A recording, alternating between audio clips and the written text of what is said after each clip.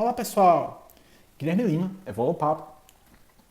Vamos bater um papinho hoje aí sobre a questão do triunfo, né? Então, né, por que a gente estuda, né, sobre essa questão do triunfo no paradigma consciencial, né?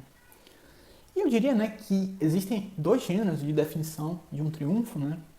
Uma definição, né, voltada ao lado mais bélico, né, no sentido de se obter uma conquista sobre os demais, ou ainda, né, uma definição mais pacifista ligada, né, ao cumprimento de uma missão de vida, né? Então, né, no paradigma consciencial, a gente estuda, né, sobre essa questão do triunfo, também, né, para harmonizar a questão da competição e da cooperação, né? E há vários casos, né, em que você selecionar os melhores, né, tem um efeito positivo, né, na sociedade em geral, ou que, pelo menos, né, não tem um efeito negativo, né?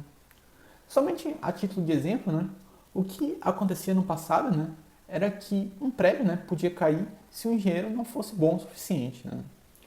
Um médico, né, que não fosse bom o suficiente poderia não conseguir salvar a vida dos seus pacientes, né? Então, né, nesses casos, eu diria que claramente, né, faz sentido selecionar os melhores, especialmente, né, em uma época onde existia uma dificuldade muito grande, né, de se oferecer uma educação de qualidade, né, para todos, né?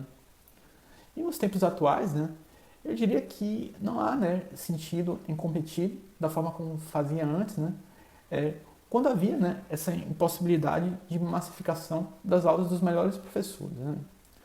E nos dias de hoje, né, você pode literalmente, né, pegar os melhores professores do mundo em um assunto e difundir, né, esse material de modo, né, que pode não fazer sentido, né, fazer uma seleção como era o vestibular se muitos alunos, né, estiverem mais ou menos no mesmo alto nível, né?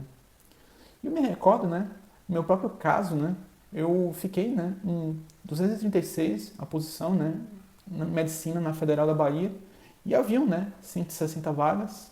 Basicamente, a minha distância, né, da minha pontuação na prova para a pontuação do último candidato aprovado foi menos, né, de meia questão. E o que esse dado revela, né, que no fundo, né, pelo menos uns 300, 400 caras, né, eles estavam, né, mais ou menos do mesmo nível, né, e talvez eu até superasse, né, vários deles se o mecanismo de avaliação fosse mais extenso, né. E nessa época, né, você era reprovado, né, podia ser reprovado por falta de vagas. E isso constava, né, no seu boletim, não por você, né, não ser considerado apto, né, para fazer a faculdade, né.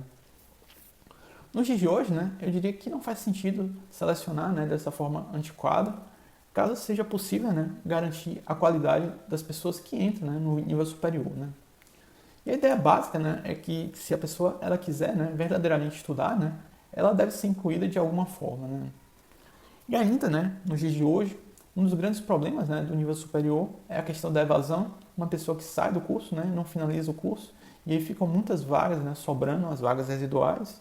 E se houvesse, né, uma seleção baseada, né, em uma nota de corte que fosse alta, em avaliações extensas, né, de um ambiente em que todas as pessoas, né, elas tiveram oportunidades similares, né, com a educação online, com os melhores professores, né, eu diria que esse ambiente, né, poderia ser algo muito mais justo, né. Um dos princípios presentes, né, em todo o paradigma consciencial é justamente, né, a intensa difusão, né, dos conhecimentos que potencializam, né, os intermissivistas no cumprimento, né, da sua proex ou missão de vida. Então, pessoal, era tudo que eu tinha para dizer por hoje. Se você curtiu, dê o seu like, que ajuda a gente bastante. Se quiser falar sobre essa questão aí do triunfo, fala aí embaixo. Se quiser ajudar a gente, compartilhe esse vídeo com mais pessoas. Então, era tudo que eu tinha para dizer por hoje. Forte abraço. Tchau, tchau.